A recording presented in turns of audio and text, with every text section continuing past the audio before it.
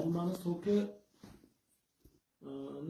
ichib yuramiz и o'zini 32 xil giyohdan tayyorlangan marhami bor. Zaytun yog'i qo'shilgan. Bir kunda bir mahal o'shani beradi. Haligini ichdik. Shu bilan hech narsa yeyilmaydi. Shuna qilib ochlik qildik. Necha kun? 10 kun. 10 kunda 97 kilo bilan borib 89 kiloga tushib keldim. 8 kilo vес tashlab qaytib keldim. Qornlar yo'qolib, ozib, chiroyli bo'lib keldim.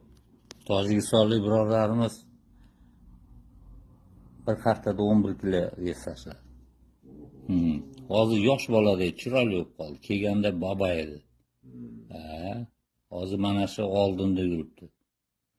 O'zgarish nimasi? Harakatlarim ancha yengil bo'lib, endi hozir yana 92 kilo, 93 kiloga qaytib qolibman. Lekin ana shu qaytarmaslikka harakat qilyapman. Ibn Sinodan so'rashdi-da, kasallik nimadan chiqadi desa, badnafslikdan debdi. Kasal davosi nima degan ekan, nafsni tiyish degan ekanda. Bu yerga ham yozib qo'ygan, ovqat sizlarni o'ldiradi.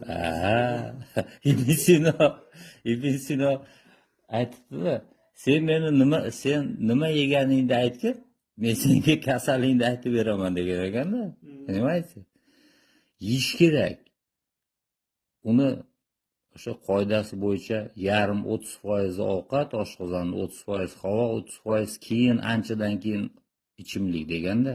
Ayronmi, sutmi, kompotmi, choymi ichsa o'chaverasiz nima bo'lsa.